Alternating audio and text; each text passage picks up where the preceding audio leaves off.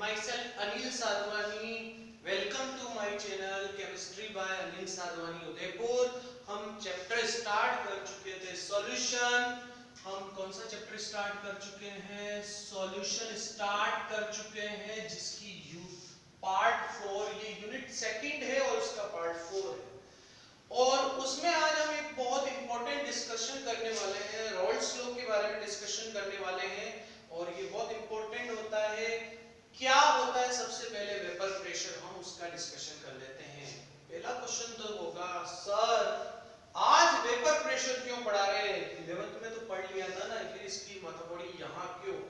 तो सही बात है कि सॉल्यूशन से रिलेटेड है, इसलिए हमें सॉल्यूशन के बारे में बात करनी पड़ेगी. जैसे सबसे पहले अगर मैं कोई एक लिक्विड, कोई भी लिक्विड ले लेता हूं, आप एग्जांपल लेते हैं वाटर का, तो वाटर ले लेता हूं, इथेनॉल लेते हैं तो इथेनॉल, तो इसकी वेपर बनेगी. तुम्हें पता है कि हाँ सर इसकी वेपर हर टेम्परेचर पर, छोटी मोटी वेपर तो हर किसी की भी होती है, ये बात तो हमें पता ही है.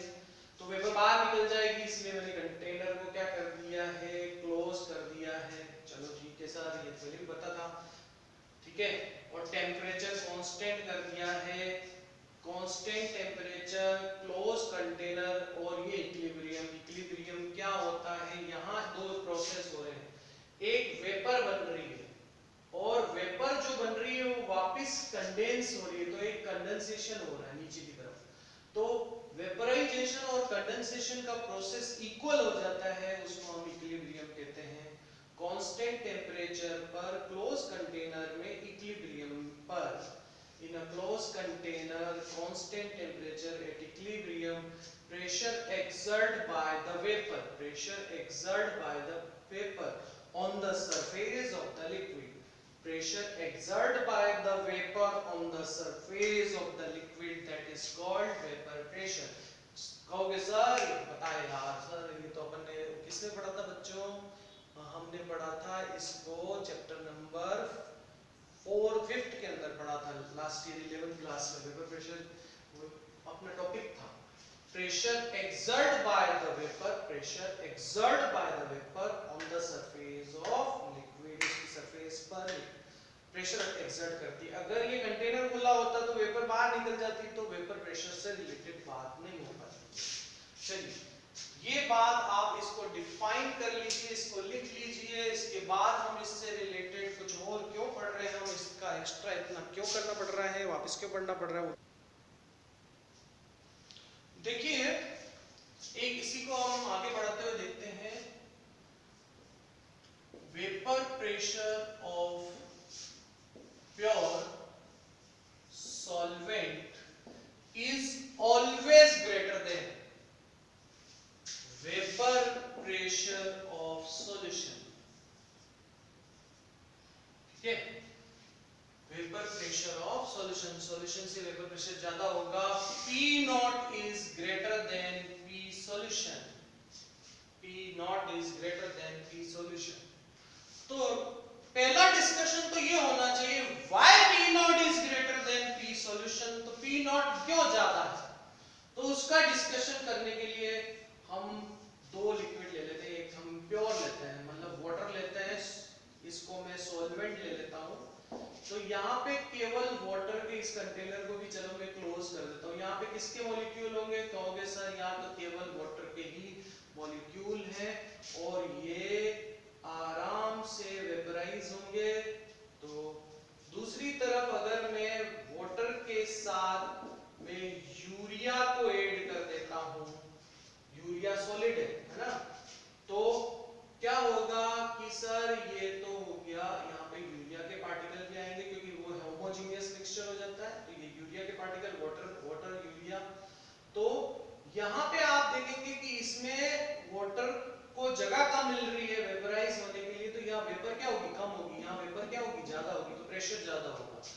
तो यहाँ वेपर ज्यादा होगी तो प्रेशर ज्यादा होगी. तो यहाँ पे बीच बीच में आ रहा है, तो यहाँ पे सरफेस एरिया डिक्रीज हो गया है. क्या हो गया है? सरफेस एस्केप का सरफेस एरिया डिक्रीज हो गया है. तो एक रीजन ये हुआ जिसकी वजह से आप बोल सकते हो कि vapour pressure of pure solvent is greater than vapor pressure of solution. दूसरा, सोल्यूट जो होता है वो भी अट्रैक्ट करता है सॉल्वेंट को. ये सॉल्वेंट कूड़ा मान लो, इसकी भी टांग खींचेगा सॉल्यूट, ये वाटर यूरिया के पार्टिकल इसको अपनी तरफ खींचेंगे. तो दूसरा रीजन कह सकते हो कि सोल्यूट अट्रैक्ट सॉल्वेंट पार्टिकल. ठीक है, किसको अट्रैक्ट कर रहे हैं? सॉल्वेंट पार्टिकल को अट्रैक्ट कर रहे हैं. Solute attract solvent particle. तो ये जैसे ही गया तो ये ऊपर की तरफ इसने वापस खींच लिया. तो दो रीजन बताइए. तो अभी आप ये जरूर याद रखिए, कंठस्थ कर दीजिए इस बात को. तो रिमेंबर रखिए, vapour pressure of pure solvent is greater than vapor pressure of solution. तो सेकंड क्वेश्चन मेरा होगा बहुत इजी सा, lowering of vapor pressure क्या होगा? तो थोड़ा देखिए, ये P नॉट है, माना कि ये कितना है 100 मर्क्यूरी प्रेशर, मान लो मर्क्यूरी मिलीमीटर प्रेशर. और ये सॉल्यूशन जब बना तो इसका प्रेशर थोड़ा सा कम हो गया, 80 मिलीमीटर मर्क्यूरी प्रेशर. ठीक है, तो कौन सा ज्यादा है? तो कहोगे यार सर 100 में से 80 माइनस करो तो वो लोअरिंग आ जाएगी, डिफरेंस आ जाएगा. तो लोअरिंग ऑफ वेपर प्रेशर क्या होता है? P not minus P solution किया जाता है, उससे हमें मिलता है लोअरिंग ऑफ वेपर प्रेशर. और एक होता है relative lowering of vapour pressure. क्या? Relative lowering of vapour pressure. ये होता है P not minus P solution upon P nought. इसको तो रट लो. मम्मी पूछे अरे what is relative lowering of vapour pressure, इसको RL VP के नाम से जाना जाता है. न्यूमेरिकल करते समय ये याद आ जाएगा तुम्हें, RL VP. पर इसका जो मेन यूज है रोड्स के सेकंड रूल में है. तो हमें केवल, मैं अभी एक्सप्लेन कर रहा हूं, तो मैं पहले याद करवा लूंगा ताकि बाद में एक्सप्लेन करने में फटाफट हो जाएगा काम. अभी इतना सा करवाया मैंने. Relative lowering of vapour pressure का P not minus P solution upon P not, P not minus P solution upon P not, P not minus P solution upon P not. कहोगे सर याद करवा. अरे कुछ चीजें याद करनी पड़ेगी, ज्यादा तो हम कॉन्सेप्ट से ही बात करते हैं. ठीक है, तो vapour pressure of pure solvent is greater than vapour pressure of solution. क्यों हो जाता है? सरफेस एस्केप का सरफेस एरिया कम हो जाता है. सोल्यूट पार्टिकल सॉल्वेंट के पार्टिकल को थोड़ा बहुत अट्रैक्ट करते हैं. इन दोनों के रीजन की वजह से सॉल्यूशन का वेपर प्रेशर क्या हो जाता है? कम हो जाता है. आप एक बार लिख लीजिए इसको, नोट्स साथ के साथ बनाया कीजिए आप, है ना.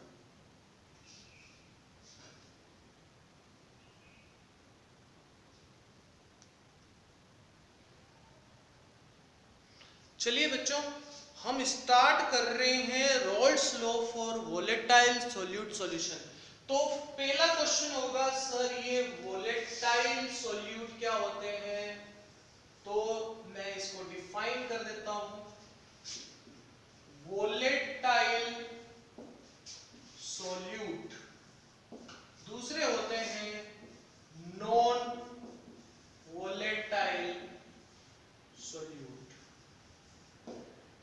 ध्यान से देखिएगा कि वोलेटाइल मतलब जिसकी वेपर बने, जो उड़ जाए. जनरली वो लिक्विड होते हैं, जैसे बेंजीन हो सकता है.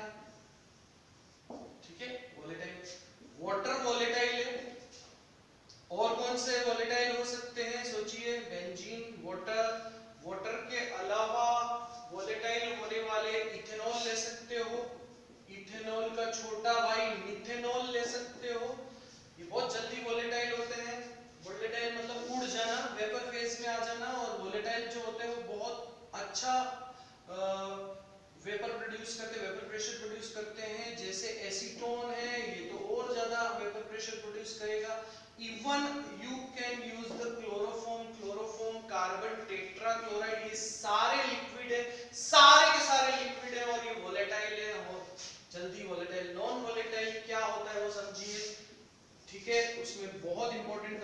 कॉन्सेप्ट है यूरिया, NH2CO NH2 का मतलब क्या हुआ यूरिया, और उस ये नॉन वोलेटाइल होता है, जैसे शक्कर ले लें C12H22O11, ये क्या है आपकी शुगर है, इसको आप एक्चुअली ये स्टार्च का फॉर्मूला भी हो सकता है, ये स्टार्च का फॉर्मूला भी है, वैसे माल्टोज का फॉर्मूला भी होती है, स्टार्च शुगर कह सकते हैं।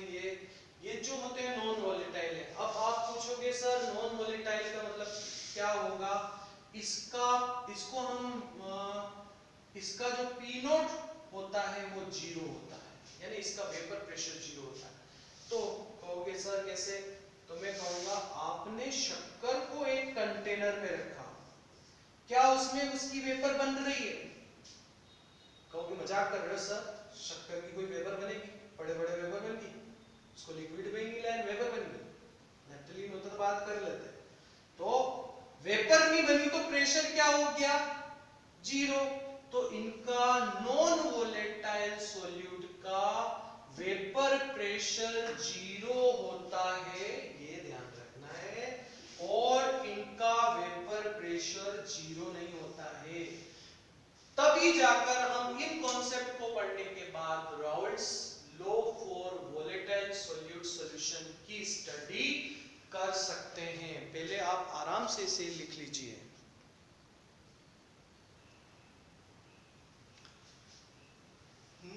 Raoult's law for volatile solute solution. अब हम समझ चुके हैं कि वोलेटाइल सॉल्यूट क्या होता है।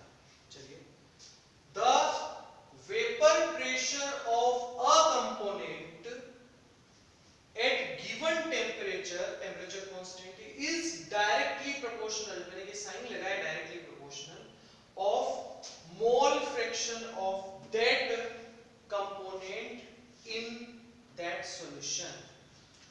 P is directly proportional to mole fraction zeta, mole fraction की directly proportional है।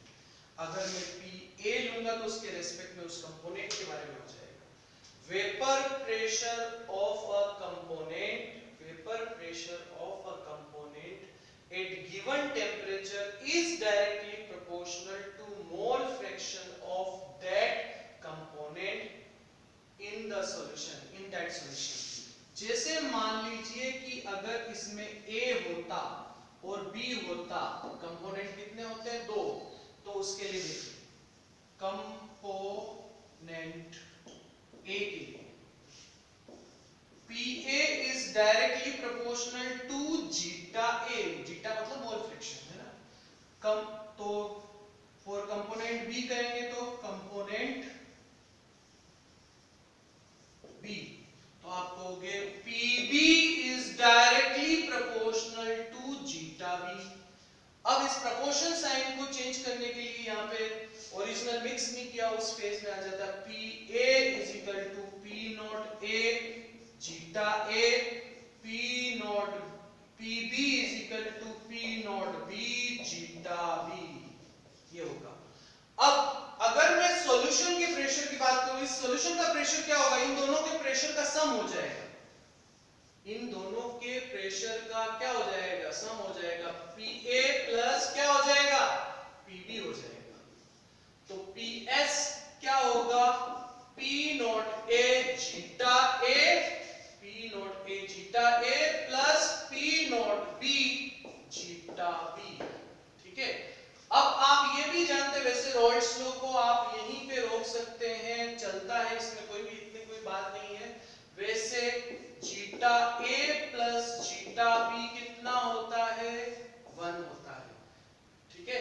तो zeta A plus zeta B कितना होता है, ये 1 होता है। तो जीटा B को आप क्या लिख सकते हो, 1 माइनस जीटा A।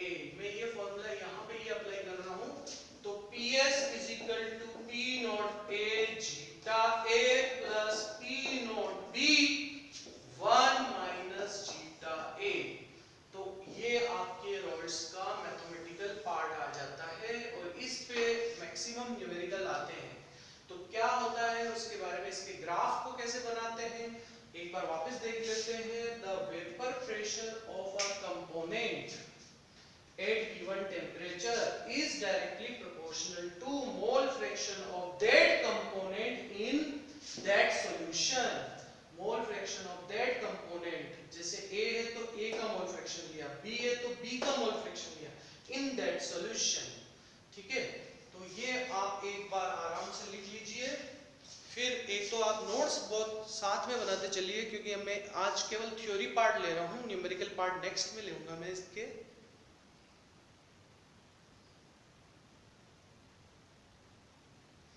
चलिए राउल्ट्स को का ग्राफिकल रिप्रेजेंटेशन लेते हैं, राउल्ट्स रूल का। देखिए आपने ये पढ़ा था P solution is equal to P naught A zeta A plus P naught B zeta B। ठीक है, तो इसका ग्राफिकल रिप्रेजेंटेशन कैसे आएगा? जीटा A अगर 1 है तो जीटा B सर टोटली 1 होता है, तो जीटा B क्या हो जाएगा? 0। अगर मैं जीटा A इधर 0 लूंगा तो सर जीटा B 1 होगा, टोटल इनका क्या आता है? 1 आता है। तो इसका मतलब क्या है? मैंने अगर वाटर लिया है, पूरा पानी से भरा हुआ है मेरे पास, मान लो कि एग्जांपल P नॉट A, तो अभी P नॉट A हो जाएगा। और इधर मैंने पेट्रोल लिया है, पेट्रोल वैसे मिक्स नहीं करना चाहिए पानी में, मैंने लिया है, मान लिया कि लिया है, मिक्स होता नहीं है तो भी लिया है। तो यहां से पानी पीना शुरू किया तो ये धीरे धीरे यहाँ पे क्या हो गया? 0। और यहां से पेट्रोल गाड़ी चलाना शुरू की तो यहाँ पे क्या हो गया? 0। किसी का भी प्रेशर ऊपर और नीचे हो सकता है, ये ऊपर भी हो सकता है, इसके नीचे भी ले सकते हैं, ये आपकी चॉइस है, क्योंकि वेपर प्रेशर किसका क्या होगा उस समय हमें थोड़ी नहीं पता है। तो ये ग्राफिकल रिप्रेजेंटेशन है कि एज्यूम कर सकते हो इसको, है ना। और राउल्ट कहता है कि इन दोनों को मिक्स करोगे तो वो इस लाइन को फॉलो करेगा। किसको फॉलो करेगा? इस लाइन को फॉलो करेगा।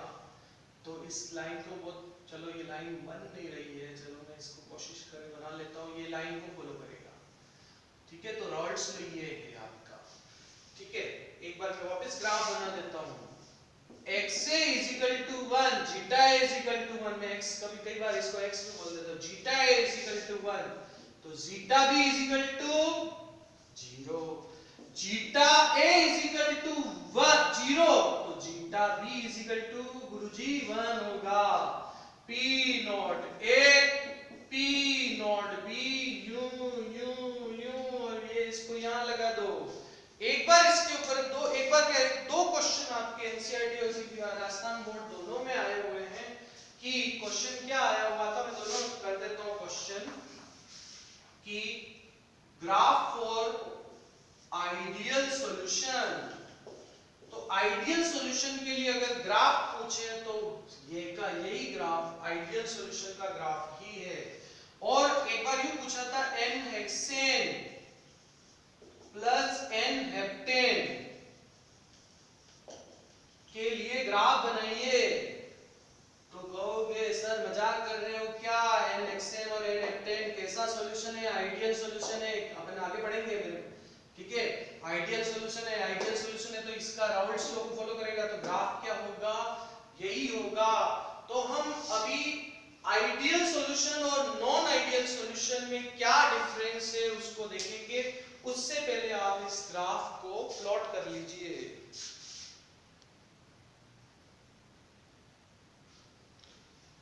Ideal and non ideal solution, तो ये भी क्वेश्चन छोटा सा बन सकता है कि difference between ideal and non ideal solution. Solution which obey Raoult's law, जो रॉल्स लॉ को ओबे करता है, do not obey Raoult's law, बस खत्म। तो रॉल्स लॉ को ओबे करता है। सेकंड, एंथैल्पी चेंज, डेल्टा मतलब change, is equal to 0, means there is no enthalpy change, there is no enthalpy change during mixing. Mixing करने पर, इनमें मिक्सिंग करने पर कोई भी एंथैल्पी चेंज नहीं होती है। Second, enthalpy change not equal to 0, enthalpy change is equal to 0, enthalpy change not equal to 0, that's mean temperature reduce भी हो सकता है, इंक्रीज भी हो सकता है। Third, volume change is equal to 0, zero मतलब वॉल्यूम चेंज नहीं हो रहा है। Third volume change not equal to zero. मैं इसको एक्सप्लेन कर देता हूं कि आपने कुछ 1 लीटर सॉल्यूट लिया और 2 लीटर सॉल्वेंट लिया, है ना, कितना 2 लीटर, तो टोटल सॉल्यूशन कितना बनना चाहिए 3 लीटर कैलकुलेशन से। ऐसा होता है तो आइडियल सॉल्यूशन है ना, पर कभी ऐसा हो जाता है 3 लीटर से थोड़ा सा कम हो रही या 3 लीटर से ज्यादा हो जाए, मतलब वॉल्यूम चेंज हो रहा है, इसका मतलब वो कौन सा सॉल्यूशन हो जाएगा, नॉन आइडियल सॉल्यूशन। वो इसलिए होता है कि अट्रैक्शन होगा तो थोड़ा सा होता है, बहुत ज्यादा चेंज नहीं आता है, वॉल्यूम चेंज हो जाता है, और रिपल्शन होगा तो नेचुरल है कि उसका वॉल्यूम इंक्रीज होगा। चलिए बात करते हैं पॉइंट नंबर 4 की, interaction between solute solvent is equal to solute and solvent interaction। ठीक है, interaction between solute and solvent is equal to solute solvent interaction। समझ में आई बात, interaction between solute and solute is equal to solute and solvent, where interaction between solute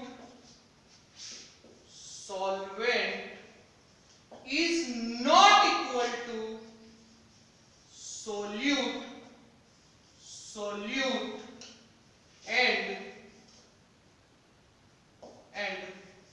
and solvent interaction। समझ में आई बात, ठीक है। ये रॉड्स को फॉलो करते हैं, ये रॉड्स को फॉलो नहीं करते हैं। Enthalpy change equal to zero, not equal to zero, volume change equal to zero, volume change not equal to zero. Interaction between solute and solvent is equal to solute and solvent interaction। Interaction between solute and solvent is not equal to solute or solvent interaction।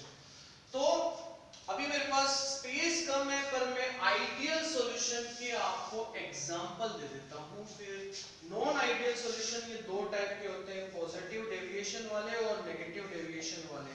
Just इसके बाद मैं इसको discuss कर लूंगा कि non ideal solution positive और negative deviation वाले कौन से होते हैं। इसमें अगर ग्राफ बनाना चाहेंगे तो कौन सा बनाएंगे, रॉड्स वाला ग्राफ बनेगा। तो एक पॉइंट आपका फिफ्थ ग्राफ का भी इंट्रोडक्शन, अगर पॉइंट बढ़ाना चाहे तो ग्राफ का भी पॉइंट बना सकते हैं इसमें। तो आइडियल सॉल्यूशन के एग्जांपल क्या होते हैं, n hexane plus n heptane, ठीक है, heptane, n hexane n heptane. Next methanol, छोटा भाई, बड़ा भाई ethanol, n hexane n heptane, methanol, ethanol. Chlorobenzene, दूसरा कौन सा हो जाएगा, ब्रोमोबेंजीन, क्लोरोबेंजीन, ब्रोमोबेंजीन। इसी तरह से एग्जांपल और भी ले सकते हैं, बेंजीन और टोलुइन। टोलुइन क्या होता है, बेंजीन के ऊपर CH3 को हम क्या कहते हैं, टोलुइन। ये सारे एग्जांपल किसके हो जाएंगे, आइडियल सॉल्यूशन के। नॉन आइडियल सॉल्यूशन के एग्जांपल का डिस्कशन जब कर रहे हैं तो वो इसके पार्ट में ही कर लेंगे, उनके ग्राफ के साथ कर लेंगे।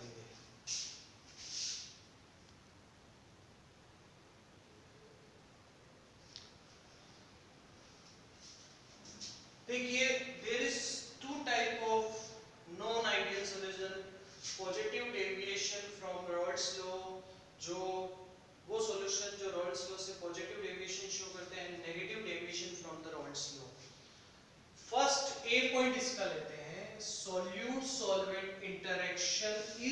लेस देन, ये less is less than solute solute solvent solvent interaction.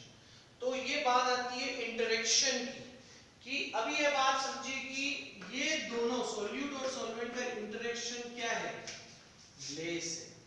इस बात को समझना क्या है, ये लेस।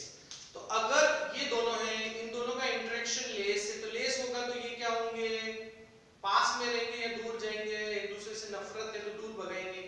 अगर ये दूर भगा रहे हैं तो सेकंड वेपर प्रेशर क्या होगा, इंक्रीज होगा, वेपर प्रेशर क्या होगा, इंक्रीज हो जाएगा।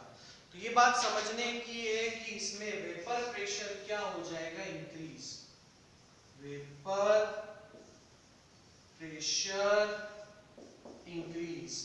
क्यों, सॉल्यूशन का vapour pressure P naught A XA plus P naught B XB से क्या हो जाएगा, ज्यादा। क्यों हो जाएगा ज्यादा, क्योंकि वो एक दूसरे से दूर भग रहे हैं। सोल्यूट एक एग्जांपल है, दो भाई हैं, दो ब्रदर हैं, दोनों ब्रदर के बीच में दोस्ती नहीं है, पटती नहीं है, तो एक दूसरे को क्या करेंगे, भगाएंगे भगाएंगे भगाएंगे भगाएंगे। तो वेपर ज्यादा बनी, वेपर ज्यादा बनी तो प्रेशर भी क्या होगा, ज्यादा। तो वेपर प्रेशर क्या हो जाएगा, इंक्रीज। ये प्रेजेंटेशन की ज्यादा जरूरत नहीं रहती है।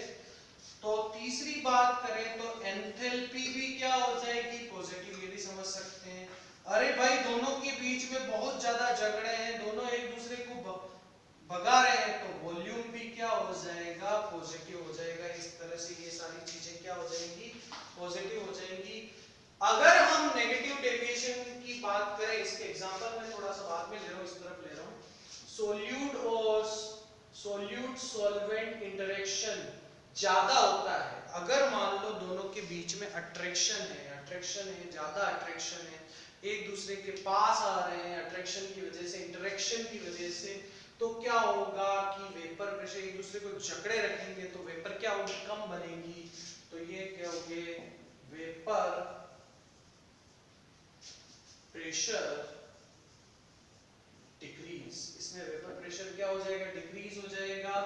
P solution is less than PA not XA plus P not B zeta B, ये हो जाएगा। इस तरह से आप थर्ड पॉइंट लेंगे, एंथैल्पी क्या हो जाएगी, नेगेटिव, और वॉल्यूम पास आएंगे तो वॉल्यूम क्या हो जाएगा, कम हो जाएगा। तो इस चीज को समझ सकते हैं।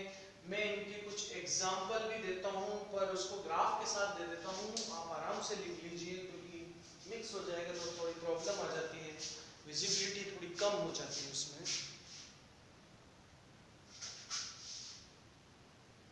चलिए पॉजिटिव डेविएशन और नेगेटिव डेविएशन को ग्राफ से और उसके कुछ एग्जाम्पल देख लेते हैं, और होता क्यों है उसको भी हम देख लेते हैं। और एक एनसीईआरटी का क्वेश्चन भी है, वो मैं डिस्कस लेकिन नेक्स्ट लेक्चर में करूंगा, इससे रिलेटेड क्वेश्चन आया हुआ है, वो मैं परफेक्टली आपको लिख के बता दूंगा।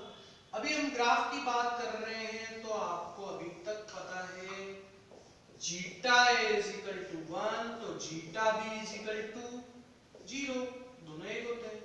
जीटा ए 0 है तो जीटा बी कितना हो जाएगा, 1। P naught A P naught B, तो इसको इस तरह से डॉटेड, जो मेन ग्राफ होगा यहाँ पे कैसे चलेगा, डॉटेड लाइन चलेगी।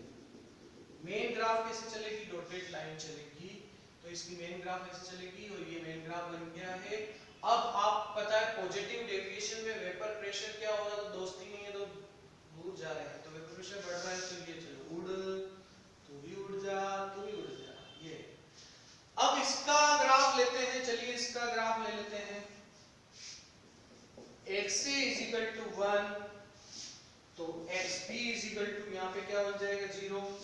जीटा A 0, तो जीटा B क्या हो जाता है, 1। में कभी कई बार जीटा को X भी ले लेता हूँ, कंफ्यूज मत होना, मोल फ्रैक्शन ही है ये। P नॉट A, इसको ऊपर नीचे में भी रख सकते हैं, P naught B। Main graph कैसे चलेगा, ये मेन ग्राफ जो है वो डॉटेड चलेगा। अब वेपर प्रेशर क्या हो रहा है, नेगेटिव डेविएशन नीचे, नेगेटिव नीचे, ये भी नीचे और ये भी नीचे, इस तरह से ग्राफ बनेगा। अब कई बार क्या होता है डायरेक्ट क्वेश्चन नहीं पूछ के इसके एग्जांपल से भी ग्राफ पूछ लेते हैं, क्योंकि मुझे एक एनसीईआरटी का इससे रिलेटेड इसके एग्जांपल पे क्वेश्चन कराना है, तो मैं कुछ दो एग्जांपल तो अभी मैं आपको दे ही देता हूं। देखो, इथेनॉल प्लस एसीटोन, ठीक है, एसीटोन। तो एसीटोन क्या करता है, इथेनॉल के H बॉन्ड तोड़ता है। इथेनॉल H बॉन्ड टूटे तो वेपर क्या होगा, ज्यादा बनेगी, तो प्रेशर क्या हो जाएगा, बढ़ जाएगा। यहाँ पे H बॉन्ड ब्रेक हो रहा है, H बॉन्ड क्या हो रहा है, ब्रेक हो रहा है, ठीक है। जैसे इथेनॉल प्लस साइक्लोहेक्सेन, साइक्लोहेक्सेन भी इथेनॉल के H बॉन्ड को तोड़ रहा है, एक पोलर है एक नॉन पोलर है, तो नॉन पोलर के बॉन्ड को तोड़ रहा है, उससे रिलेटेड अपन बात कर लेंगे, अच्छे से क्वेश्चन कर लेंगे, एक क्वेश्चन में सारी बातें समझा जाऊंगा। यहां पर भी मैं एक एग्जांपल दे देता हूं, एसीटोन प्लस क्लोरोफॉर्म।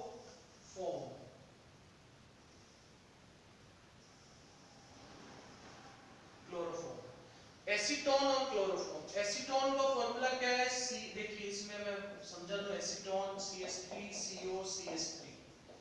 क्लोरोफॉर्म में क्या होता है, 3 क्लोरीन होते हैं और 1 H होता है, और इसमें क्या बनता है, H बॉन्ड बनता है। तो ये देखिए ये क्लोरोफॉर्म है, ठीक है, ये क्या है, ठीक है, तो ये बन गया आपका क्लोरोफॉर्म। तो एसीटोन और क्लोरोफॉर्म में H बॉन्ड मतलब दोस्ती हो रही, दोस्ती हो रही मतलब पास में आएंगे, पास में आएंगे तो प्रेशर क्या हो जाएगा, कम हो जाएगा। इसका एक्सप्लेनेशन आप समझ तो सकते हैं, ठीक है। तो इस तरह से आपने पॉजिटिव डेविएशन राउल्ट्स लॉ से देखा और नेगेटिव डेविएशन राउल्ट्स लॉ से देखा। अब हम राउल्ट्स लॉ का एक पार्ट और भी डिस्कस करते हुए चल लेते हैं कि Raoult's law for non volatile solute, Raoult's law for non volatile solute. पहले आप इसको आराम से लिख लीजिए।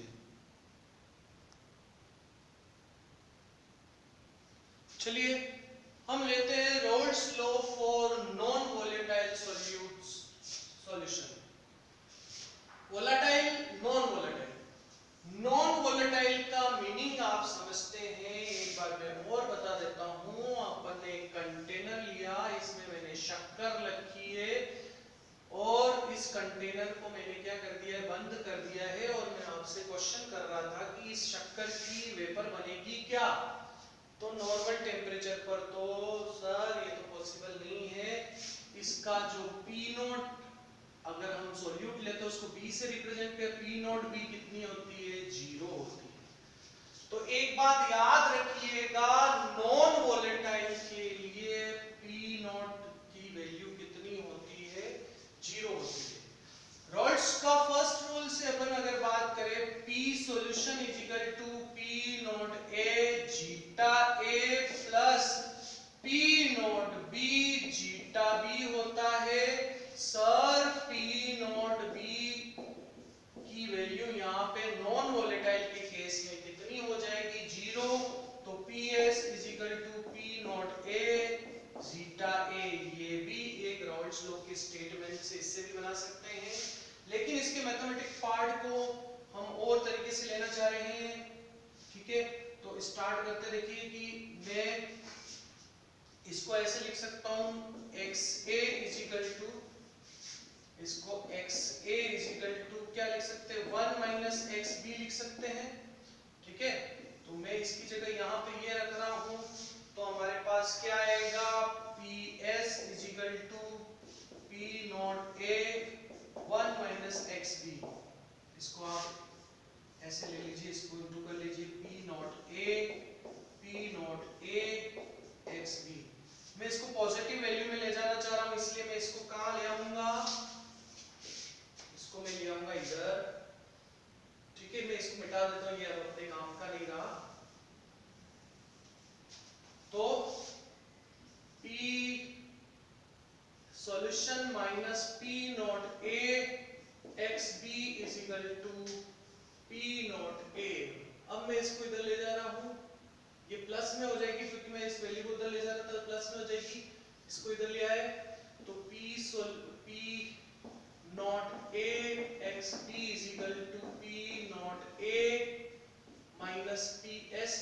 जाएगा। अब आप इसको नीचे ले आइए तो xb is equal to p naught a ps divided by p naught a हो जाएगा। इसको हम लिख सकते हैं कैसे, p original p not minus p solution upon p not. आपको ये याद होगा कि सर ये फॉर्मूला तो हमने ये देखा था, relative lowering of vapour pressure. क्या देखा था बच्चों, इसको relative lowering of vapour pressure कहते हैं। तो मैं इस फॉर्मूले को थोड़ा सा चेंज करके ऐसे लिख देता हूं, तो xb, चलो मैं इसको यूं ले लेता हूं, p not minus p solution upon p naught is equal to xb। तो आप इससे स्टेटमेंट बना सकते हैं जीटा बी, ठीक है। ये क्या है, इसका स्टेटमेंट बनेगा sir relative lowering of vapour pressure is equal to mole fraction of, क्या है ये, सोल्यूट इन सॉल्यूशन। सोल्यूट भी कौन सा है, non volatile solute. Relative lowering of vapour pressure is equal to, अब इसको लैंग्वेज में कन्वर्ट कर लेना, यही लैंग्वेज बनेगी। वापस बता देता हूं, relative lowering of vapour pressure is equal to mole fraction of solute in solution. Mole fraction of solute in solution. तो relative lowering of vapour pressure is equal to mole fraction of solute in solution. तो ये Raoult's law का second part आ जाएगा। Non volatile के लिए आप ये स्टेटमेंट से समझा सकते हैं।